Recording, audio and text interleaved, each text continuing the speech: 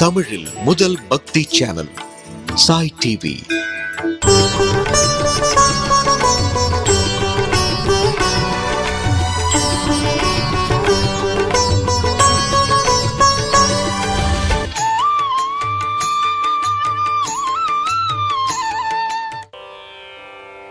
அம்பரமே தண்ணீரே சோரே அறம் செய்யும் எம்பெருமான் நந்தகோபாலா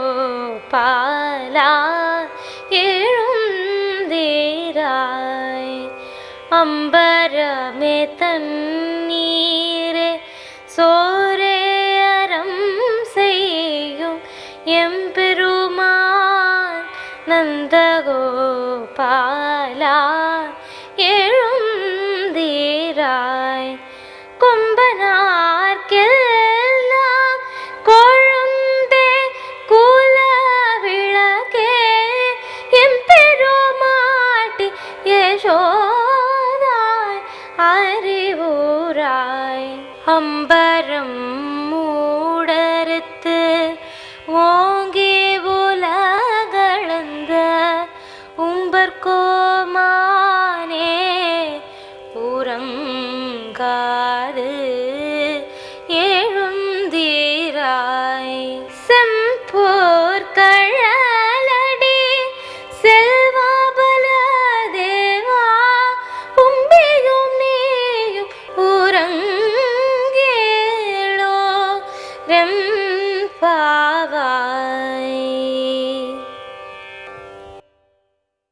नीलातुङ्गस्थनगिरितटी सुप्तमुद्बोध्य कृष्णम् पारार्थ्यं स्वं श्रुतिशतशिरः सिद्धमध्यापयन्ती स्वोचिष्टायां स्रजिनिगलितं या बलात्कृत्य भुङ्क्ते गोदा तस्यै नम इदमिदम् भूय एवास्तु भूयः. அன்னவயல் புதுவையாண்டாள் அரங்கற்கு பன்னு திருப்பாவை பல்பதியம் இன்னிசையால் பாடிக் கொடுத்தாள் நற்பாமாலை பூமாலை சூடிக் கொடுத்தாளை சொல்லு. சூடிக் கொடுத்த சுடற்கொடியே தொல்பாவை பாடி அருளவல்ல பல்வளையாய். நாடி நீ வேங்கடவர்க்கு என்னை விதி என்ற இம்மாற்றம் நாங்கடவா வண்ணமே நல்கு. சாய் டிவி நேயர்கள் அனைவருக்கும் இனிய புத்தாண்டு நல்வாழ்த்துக்கள். ஆண்டாள் திருவடிகளே சரணம். இந்த நாள் நன்னாளாக, இந்த வருடம் ஆரோக்கியமாக, சந்தோஷமாக, இனிமையாக, மன நிம்மதியோடு இருக்க ஆண்டாளையும் அரங்கனையும் பிரார்த்திக்கலாம். பகவான அடையணும்னா வேதியர்களோட துணையும் விண்ணோர்களோட அனுகிரகமும் ரொம்ப அவசியம். அதனால தான் ஆண்டாள் 10 பெண் பிள்ளைகளை எழுப்பினா. அந்த 10 பெண் பிள்ளைகளும் வேதியர்கள். 16வது பாசுரத்திலிருந்து 20வது பாசுரம் வரை கிருஷ்ணருக்கு தொடர்பானவர்களை எழுப்புறா. இவர்கள் விண்ணோர்கள். நேத்திக்கு 16வது பாசுரத்துல நந்தகோபரோட அரண்மனைக்கு வந்தாச்சு. காவலாளிகள் கிட்ட அனுமதி கேட்டா ஆண்டாளும் ஆயர்குல சிறுமியரும். காவலாளிகள் இவாளெல்லாம் உள்ள அனுமதிச்சாளா? இன்னைக்கு யாரை எழுப்ப போறா, எப்படி எழுப்ப போறான்னு பார்க்கலாம். இன்றைய பாசுரமான 17வது பாசுரம் அம்பரமே தண்ணீரே. இந்த பாசுரத்தை முதல்ல வாசிக்க கத்துண்டு அதுக்கப்புறமாக வியாக்கியானத்துல அதை அனுபவிக்கலாம்.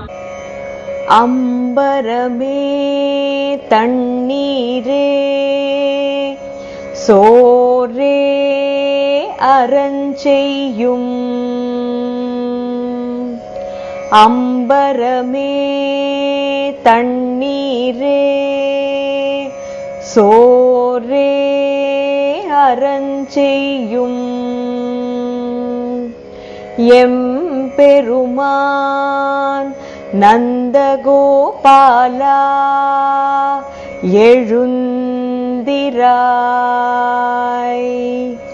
எம்பெருமான் நந்தகோபாலா எழுந்திராய். கொம்பனார்க்கெல்லாம் கொழுந்தே குலவிளக்கே. கொம்பனார்க்கெல்லாம் கொழுந்தே குலவிளக்கே. எம்பெருமாட்டி யசோதாய் அறிவுராய். எம்பெருமாட்டி யசோதாய் அறிவுராய். அம்பரம் ஊடறுத்து ஓங்கி உலகளந்த. அம்பரம் ஊடறுத்து ஓங்கி உலகளந்த. உம்பர் கோமானே உறங்காது எழுந்திராய். உம்பர் கோமானே உறங்காது எழுந்திராய்.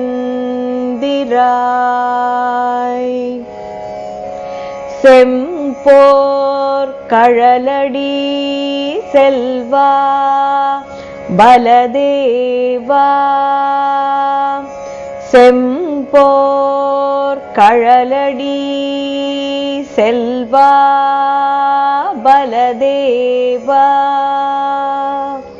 உம்பியும் நீயும் உறங்கேலோரெம்பாவாய்.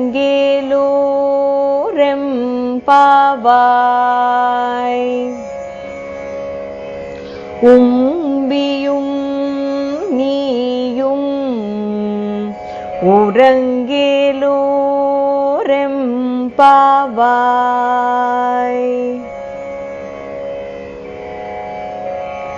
அம்பரமே தண்ணீரே சோரே அறஞ்செய்யும் எம்பெருமான் நந்தகோபாலா எழுந்திராய்.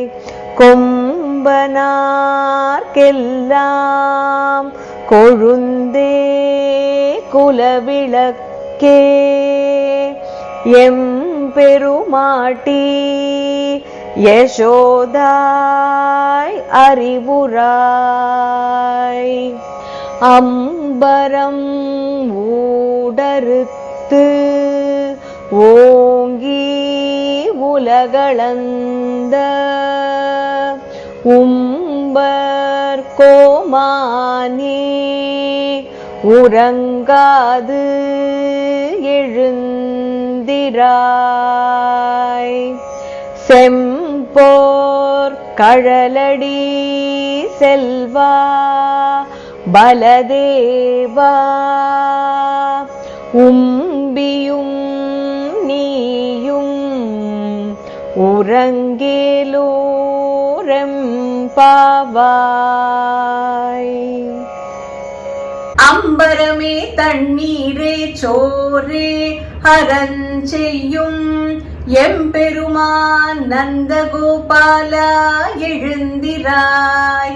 கொம்பனார்க்கெல்லாம் கொழுந்தே குலவிளக்கே. எம்பெருமாட்டி யசோதாய் அறிவுராய். அம்பரம் ஊடறுத்து ஓங்கி உலகளந்த. உம்பர் கோமானே உறங்காது எழுந்திராய். செம்பொற் கழலடி செல்வா பலதேவா. உம்பியும் நீயும் உறங்கேலோர் எம்பாவாய். கண்ணனை எப்படியாவது அடையணும்னு ஆண்டாளும் அவளோட தோழிகளும் மார்கழி மாதம் நீராடி நோன்பு நோத்து ஆயர்பாடி வந்து சேர்ந்தாச்சு. நேத்திக்கு நந்தகோபரோட அரண்மனையோட காவலாளிகள் கிட்ட அனுமதி கேட்டான். வெளிவாயில்ல இருக்கும் காப்பாளன், உள்வாயில் காப்பாளன், 2 பேர்கிட்டையும் ஆயர்குல சிறுமியர் நாங்கள், கண்ணன் எங்களுக்கு வாக்கு கொடுத்திருக்கான், நோன்பு நோத்து வந்தா உங்களுக்கு எல்லாம் பறை தருவேன்னு சொல்லியிருக்கான், என் ஆத்துக்கே வந்து வாங்கிக்கோன்னு சொல்லியிருக்கான். அதுக்காக தான் வந்திருக்கோம். கண்ணனுக்கு எந்த விதமான தீங்கும் எங்களால வராது. அம்மா மாதிரி அன்பு நிறைந்தவர்களே, எங்களை உள்ள அனுமதிக்கணும்னு வேண்டி பிரார்த்திக்கிறான். இப்படி பிரார்த்திச்சா விடாம இருக்க முடியுமா? அந்த காப்பாளர்கள் ஆண்டாளையும் ஆயர்குல சிறுமியரையும் நந்தகோபரோட ஆத்துக்குள்ள அனுமதிக்கிறான். உள்ள போய் பார்த்தா அங்க நந்தகோபர், யசோதை, கிருஷ்ணர், பலராமர் 4 பேரும் தூங்கிட்டு இருக்கா. நேரடியாக கிருஷ்ணர் கிட்ட போக முடியாது. ஒவ்வொருத்தராக எழுப்பி அனுமதி பெற்று அவா கிட்ட ஆசீர்வாதம் வாங்கிதான் கண்ணன் கிட்ட போக முடியும். முதலாவதாக நந்தகோபரை பத்தி சொல்றான். அம்பரமே தண்ணீரே சோரே அறம் செய்யும் எம்பெருமான் நந்தகோபாலா. தன்னோட மாமனாரோட பெருமைய சொல்றாங்க. எம்பெருமானாக இருக்கும் நந்தகோபர் அவர் எதுல வல்லவர் அப்படின்னா, நினைத்து பார்க்காத அளவுக்கு தான தர்மம் பண்ணுவாராம்.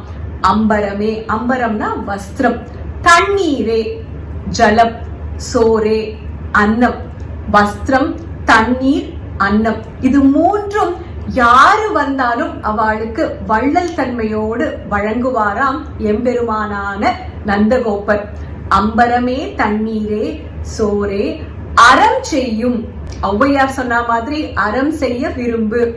ஆயர்குலத்துல பிறந்தவாளுக்கு சாஸ்திர சம்பிரதாயம் தெரியாது. சாஸ்திரத்துல சொன்ன மாதிரி தான தர்மம் எப்படி பண்ணணும், அந்த சம்பிரதாயம் என்னன்னு தெரியாது. ஆனா தாராளமான மனசு உண்டு, கருணை உண்டு. இது 2 இருந்தாலே போருமே. வள்ளல் தன்மையோட அறம் செய்பவர்கள். அதுலயும் நந்தகோபர் யாரு வந்து கேட்டாலும் இல்லைன்னு சொல்லவே மாட்டாராம். அம்பரமே தண்ணீரே சோரே அறம் செய்யும். இப்படிப்பட்ட அறம் நீங்க செய்யறதுனால எம்பெருமான்கிற பட்டம் உங்களுக்கு. எம்பெருமான் நந்தகோபாலா எழுந்திராய், ஏந்து வரக்கூடாதா? இப்ப நந்தகோபரை சொல்லியாச்சு.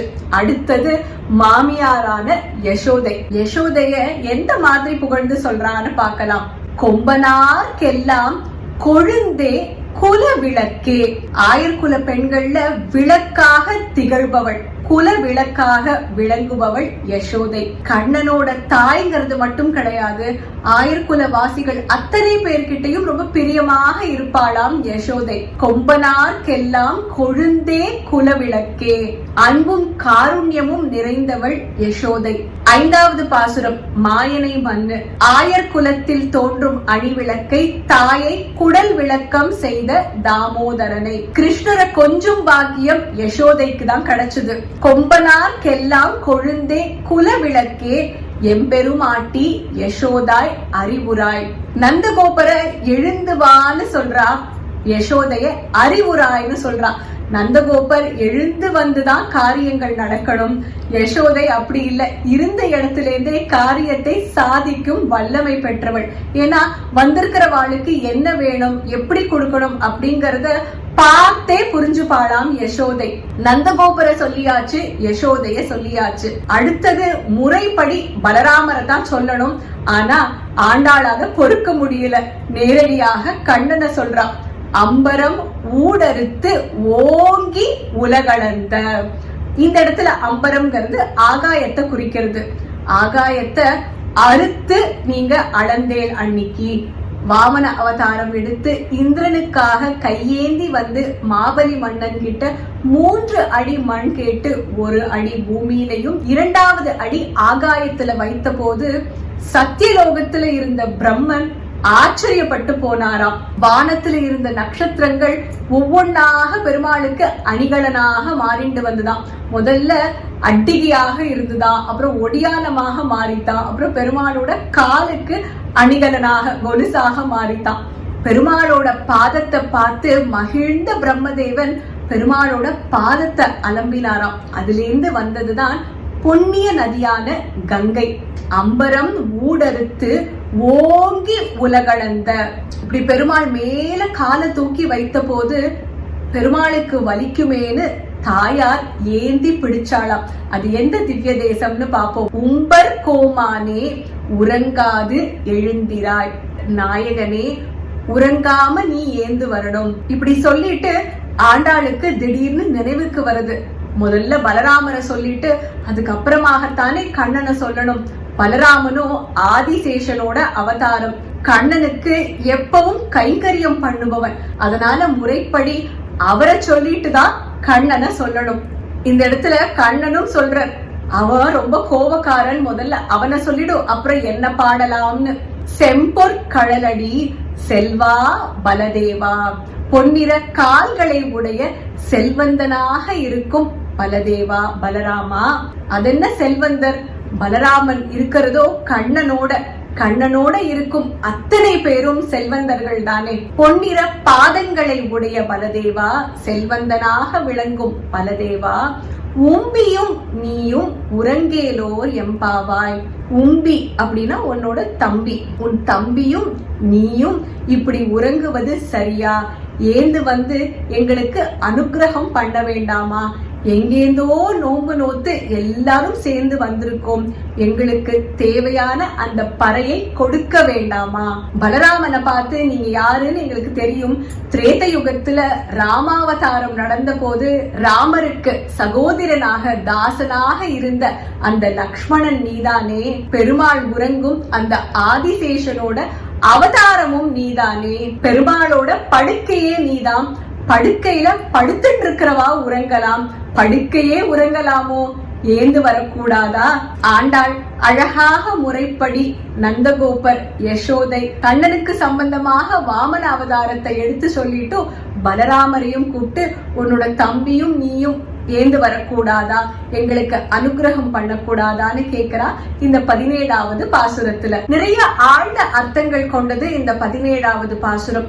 ஸ்வாபதேசம் பார்த்தோம்னா எம்பெருமான் நந்தகோபாலா. நந்தகோபர் அப்படிங்கிறது ஆச்சாரியரை குறிக்கிறது. யசோதை திருமந்திரத்தையும், வாமன அவதாரம் கண்ணன் அந்த திருமந்திரத்தோட பொருளையும், பலதேவர் மந்திரத்தோட சாரத்தையும் குறிக்கிறது. இவ்வளவு ஒசந்த குணம் இருக்கிறதுனால நந்தகோபரும் யசோதையும் பெருமாள் பிராட்டிக்கு சமமாக இங்க ஒப்பிட்டு சொல்லியிருக்கா ஆண்டாள். நல்ல குணங்கள் ஒருவரை தெய்வத்துக்கு சமமாக உயர்த்தும் அப்படிங்கிறது முதல் ஸ்வாபதேசார்த்தம். உம்பியும் நீயும் உறங்கேலோர் எம்பாவாய்னு பலராமரை சொல்றான். பலராமர் ஆதிசேஷனோட அவதாரம். முதல் பாகவதோத்தமராக இருந்தது ஆதிசேஷன் தான். பகவான அடையணும்னா பாகவதர்களை பற்றணும். அது 2வது ஸ்வாபதேசார்த்தம். உதாரணமாக ராமாயணம் எடுத்துட்டோம்னா குஹன், சுக்ரீவன், விபீஷ்ணர் இவாள்லாம் ராமர்கிட்ட வந்த போது ஏத்துக்கலாமா வேண்டாமான்னு லக்ஷ்மணரை பாப்பாராம் ராமர். அதனால பாகவதோத்தமர்கள் மூலமாகத்தான் பகவான அடைய முடியும். பாகவதர்களை பற்றி கொள்ளணும் அப்படிங்கிறது 2வது ஸ்வாபதேசார்த்தம். அம்பரம் தண்ணீர் சோறு. இதுக்கு ஸ்வாபதேசம் பார்த்தோம்னா அம்பரம்ங்கிறது பிரணவத்தையும், தண்ணீர்ங்கிறது நாராயணா, சோறுங்கிறது நாமத்தை குறிக்கிறது. ஓம் நமோ நாராயணா. இந்த மூல மந்திரத்தோட சப்தத்தை தான் அறம் அப்படிங்கிற அந்த சொல் விளக்குறது. இது 3வது ஸ்வாபதேசார்த்தம். கிருஷ்ண பரமாத்மா உபதேசித்த பகவத்கீதையோட சாரமாக பூமாதேவி நமக்கு அருளிய பகவதி கீதை, கோதையின் திருப்பாவை. ஒவ்வொரு பாசுரத்துக்கும் அன்வயமாக பகவத்கீதையில எந்தெந்த ஸ்லோகங்கள்ல பார்த்துட்டு வரும். இன்றைய பாசுரத்துல ஆண்டாள் விசேஷமாக சொல்றது அறம், தான தர்மம் அப்படிங்கிற விஷயம். பகவத்கீதையில கிருஷ்ணர் இத பத்தி என்ன சொல்லியிருக்காருன்னு பார்க்கலாம். 17வது அத்தியாயம் ஸ்ரத்தாத்ரய விபாக யோகம், 20வது ஸ்லோகம். தாத்தவ்யமிதி யத்தானம் தீயதேனுபகாரிணே தேசே காலே ச பாத்ரே ச தத்தானம் சாத்விகம் ஸ்மிருதம். தானத்தை பத்தி கிருஷ்ண பரமாத்மா பகவத்கீதையில இந்த 17வது அத்தியாயத்துல சொல்லும் போது, ஒருத்தர் கொடுக்கும் போது முழு மனசோடு எந்த விதமான எதிர்பார்ப்பும் இல்லாம கொடுக்கணும். இடம் பொருள் ஏவல் அறிஞ்சு ஒருத்தர் கஷ்டத்துல இருந்தா நம்மளாலான உதவிய பண்ணணும். அப்படிப்பட்ட தானம் தான் சாத்விகமான தானம்னு சொல்ற ஆண்டாள் இந்த 17வது பாசுரத்துல முக்கியமாக அறம் தான தர்மத்தை பத்தி சொல்றா. பகவத்கீதையில 17வது அத்தியாயத்துல கிருஷ்ணரும் தானத்தை பத்தி சொல்லும் போது முழு மனசோடு எந்த விதமான எதிர்பார்ப்பும் இல்லாம பண்ணணும். அதுதான் சாத்வீகமான தானம் அப்படின்னு சொல்ற. 17வது பாசுரத்திலையும் ஆண்டாள் பெருமாளோட வாமன அவதாரத்தை பத்தி சொல்றா. இதுக்கு முன்னாடி 3வது பாசுரத்துல பார்த்தோம், ஓங்கி உலகளந்த உத்தமன். இதுலயும் அம்பலம் ஊடறுத்து ஓங்கி உலகளந்த. அதனால இந்த திவ்ய தேசம் வாமன அவதாரம் சம்பந்தப்பட்ட ஒரு திவ்ய தேசம். திருப்பாவையோட அழகு என்னன்னா, ஆண்டாள் பெருமாள் 3 அடி மண் கேட்டதுனால 3 முறை இந்த வாமன அவதாரத்தை பத்தி சொல்றா. 3வது பாசுரம், 17வது பாசுரம், 24வது பாசுரம் போற்றி பாசுரம்.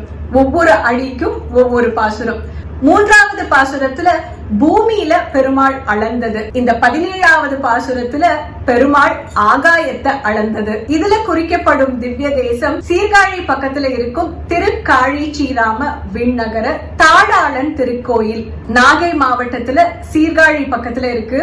இங்க பெருமாள் திரிவிக்ரமராக ஆகாயத்தை அளந்து ஒரு கையில தானத்தை பெற்றுக்கொண்டு ஒரு விரலால அடுத்த அடிய மாபலி மன்னன் கிட்ட எங்க அளக்கிறது அப்படின்னு கேக்குற மாதிரி மூலவரை பார்க்கலாம். இங்க பெருமாள் திரிவிக்ரம நாராயணர் தாடாளன், தாயார் லோகநாயகி. பெருமாளோட அவதாரத்திலேயே வாமன அவதாரம் ரொம்ப உத்தமமான அவதாரம்னு சொல்லுவா. ஏன்னா பெருமாள் பூமியையும் ஆகாசத்தையும் அளக்கும் போது எந்த விதமான பேதமே பார்க்கல. நல்லவாளா கெட்டவாளா, அனுகூலர்களா பிரதிகூலர்களா, எல்லார் மேலேயும் சமமாக கால் வைத்ததுனால வாமன அவதாரம் ரொம்ப உத்தமமான அவதாரம்னு சொல்லுவா. ஆண்டாளை பொறுத்த வரைக்கும் கிருஷ்ணருக்கும் வாமன அவதாரத்துக்கும் ஒரு ஒற்றுமை உண்டு. எப்படி வாமனர் எந்த விதமான பேதம் இல்லாம பூமியையும் ஆகாசத்தையும் அளந்தாரோ, அதே மாதிரிதான் கிருஷ்ணர் கோகுலத்துல எல்லார்கிட்டையும் சமமாக பழகினாராம். அதனால வாமன அவதாரம்னாலே ஆண்டாளுக்கு கொஞ்சம் பிரியம் ஜாஸ்தி. திருக்காழிச்சீராம விண்ணகர தாடாளனை பத்தி சொல்லும் போது, ஒரு குரலாய் இருநில மூவடி மண் வேண்டி உலகடைத்தும் ஈரடியால் ஒடுக்கி. அதாவது பெருமாள் அளந்த 2வது அடி, ஆகாயத்தை அளந்த அடி. அத பத்தி இந்த திவ்ய தேசத்துல சொல்ற ஆண்டாளும் இந்த பாசுரத்துல அம்பரம் ஊடறுத்து ஓங்கி உலகளந்தன்னு பெருமாள் ஆகாசத்தை அளந்ததை சொல்றதுனால இந்த பாசுரத்துல குறிக்கப்படும் திவ்ய தேசம் சீர்காழி பக்கத்துல இருக்கும் திருக்காழிச்சீராம விண்ணகர தாடாளன் திருக்கோயில். இந்த புத்தாண்டு தினம் ஒரு விசேஷ தினம். பெருமாளுக்கு ஒரு விசேஷமான நைவேத்தியமாக பைனாப்பிள் கேசரி. இன்னைக்கு எல்லாரோட ஆத்துலயும் விசேஷமாக புத்தாண்டு கோலம் இருந்ததா வாசல்ல? இல்ல 17வது பாசுர கோலம் இருந்ததா? சில பேர் 2த்தையும் போட்டிருப்பேன். இதையும் விட்டு கொடுக்க முடியாது, அதையும் விட்டு கொடுக்க முடியாது. நாளைய பாசுரமான 18வது பாசுரம் உந்து மதக்களிற்றன். இந்த பாசுரத்தோட கோல குறிப்பை இப்ப பார்க்கலாம். நாளைய பாசுரத்துல ஆண்டாள் நப்பின்னை பிராட்டியை எழுப்புறான். பிராட்டியை எழுப்பும் போது அந்த சூழ்நிலை எப்படி இருக்குன்னு வர்ணிக்கிறா. பந்தல் மேல் பல்கால் குயிலினங்கள் கூவினகான். அதனால வண்ண வண்ண குயில்கள் கோலம் மூலமாக நம்ம ஆத்து வாசல்ல நாளைக்கு கூவ போறது. இன்னும் விரிவாக போடணும்னா பந்தல் மேல கோழி கூவுறது, குயில்கள் எல்லாம் கீழே பாடுறது. நப்பின்னை பிராட்டியோட கேசம் அழகாக இருக்கு. தாமரை கைகள்ல ஒலிக்கும் வளையல்களை போட்டு இருக்கா. அதனால பந்தல் மேல் கூவும் கோழி, குயில்கள், நப்பின்னை பிராட்டியோட கேசம் கருப்பு நிறத்துல, பிராட்டி அணிந்திருக்கும் கலகலக்கும் வளையல்கள், இதெல்லாம் நாளைய பாசுரத்துக்கான கோல குறிப்புகள். சனாதன தர்மத்துல நிறைய ஸ்லோகங்கள், கிரந்தங்கள், பாஷ்யங்கள் பார்க்கலாம். ஆச்சாரியர்கள் அவ்வளவு வகுத்து கொடுத்திருக்கா நமக்காக. ஸ்லோகங்கள் வாசிக்கிறதே புண்ணியம்தான். அர்த்தம் புரிஞ்சா அதுல ஒரு அழகு. அந்த ஸ்லோகத்துல சொல்லிருக்கிற மாதிரி நம்ம வாழ்க்கை முறைய நடத்தினோம்னா அதை விட ஒரு உத்தமமான விஷயம் எதுவுமே இல்லைன்னு சொல்லலாம். உதாரணமாக திருப்பாவையை எடுத்துட்டோம்னா ஒவ்வொரு பாசுரத்திலையும் 1-2 வார்த்தைகள் நச்சுன்னு சொல்ற மாதிரி இருக்கும். உதாரணமாக நேற்றைய பாசுரத்துல தூயோமாய் வந்தோம், அந்த பக்திய பகவானுக்கு செலுத்தும் போது எப்படி வரணும், அந்த பக்தியை எப்படி செலுத்தணும். 15வது பாசுரத்துல நானேதான் ஆயிடுக, நம்ம தப்பு பண்ணியிருந்தோம்னா அந்த தப்ப ஒத்துண்டு நம்ம மன்னிப்பு கேட்கணும். தப்பே பண்ணாம பழிச்சொல் வந்தாலும் அதை பத்தி கவலைப்படக்கூடாது, இதுக்காக சண்டைக்கோ வம்புக்கோ போக கூடாது. இன்றைய பாசுரத்துல ஆண்டாள் விசேஷமாக சொல்றது அறம்ங்கிற விஷயம். தானம், தர்மம், பரோபகாரம். இந்த காலத்துல நிறைய பேர் நிறைய விதமாக பரோபகாரங்கள் பண்றா, தான தர்மங்கள் பண்றா. நம்மள நிறைய பேருக்கு இது பண்ணணும்னு ஆசை இருக்கலாம், ஆனா அதை எப்படி பண்றது, எங்க பண்றது, எது மாதிரி பண்றது அப்படிங்கிற கேள்விகள் நமக்குள்ள இருக்கும். அதுக்கு ஒரு கைடன்ஸ் தேவைப்பட்டிருக்கும். இது மாதிரி கேள்விகள் இருந்தா காஞ்சி மகா பெரியவா அருளிய தெய்வத்தின் குரல்ல 3வது பகுதி, அதுல பெரியவா பரோபகாரத்தை பத்தி அவ்வளவு விஷயங்கள் சொல்லியிருக்கா. எல்லாரும் ஒரே மாதிரி பண்ண முடியாதுங்கிறதுக்காக விதவிதமான ஆப்ஷன் சஜஷன்ஸ் சொல்றா பெரியவா. பெண்கள் என்ன பண்ணலாம், ரிட்டையர்ட் ஆனவா என்ன பண்ணலாம், தொழில் இருக்கிறவா எந்த மாதிரியான பரோபகாரம் பண்ணலாம், தான தர்மம் பரோபகாரம் பண்ணணும்னு நினைக்கிறவா கண்டிப்பாக தெய்வத்தின் குரலை எடுத்து வாசிச்சோம்னா அதுல நமக்கான பதில் கிடைக்கும். பண்டைய வாக்கியம் மாதிரி பரோபகாராய பலந்தி விருக்ஷாக, பரோபகாராய வஹந்தி நத்யஹ, பரோபகாராய துஹந்தி காவஹ, பரோபகாரார்த்தம் இதம் ஷரீரம். மரங்கள், நதிகள், பசுக்கள் எல்லாமே பரோபகாரமாகத்தான் வேலை பண்றது. பகவான் நமக்கு இந்த ஜன்மமும் சரீரமும் கொடுத்திருக்கிறதே மத்தவாளுக்கு உபயோகமாக இருக்கிறதுக்கு. இந்த புத்தாண்டுல பழமையான இந்த புதிய விஷயத்த நம்ம கிரகிச்சுண்டு நம்மளால முடிஞ்ச பரோபகாரத்தை மத்தவாளுக்கு பண்றதுக்காக தான தர்மம் பண்ண பகவானும் குருவும் நமக்கு அனுகிரகம் பண்ணணும்னு பிரார்த்திக்கலாம். நாளை காலை 18வது பாசுரத்துல சந்திக்கலாம். இனிய புத்தாண்டு நல்வாழ்த்துக்கள். ஆண்டாள் திருவடிகளே சரணம். சர்வம் கிருஷ்ணார்ப்பணமஸ்து. மார்கழி மாதம் நாளே வண்ண வண்ண கோலங்கள், அதுவும் இந்த மார்கழி மாதம் விதவிதமான பாசுர கோலங்கள். நம்ம நிகழ்ச்சி பார்த்து குறிப்புகள் கேட்டு நீங்க பாசுர கோலங்கள் போட்டிருந்தா அந்த கோலங்களை எங்களோட பகிர்ந்துக்கலாம் வாட்ஸ்அப் மூலமாக. 9884466986 நம்பர் மறுபடியும் சொல்றேன், 9884466986. சிறந்த கோலங்கள் தேர்ந்தெடுக்கப்பட்டு நம்ம நிகழ்ச்சியில மார்கழி மாத கடைசியில ஒளிபரப்பப்படும். நீங்க போடும் பாசுர கோலங்களும் இந்த நிகழ்ச்சியில வர ஒரு அருமையான வாய்ப்பு. சாய் டிவி நிகழ்ச்சிகள் உங்களுக்கு பிடிச்சிருக்கா? லைக் பண்ணுங்க, ஷேர் பண்ணுங்க, கமெண்ட்ஸ் பண்ணுங்க, சப்ஸ்கிரைப் பண்ணுங்க, பக்கத்துல இருக்கிற பெல் சிம்பலை பிரஸ் பண்ணுங்க.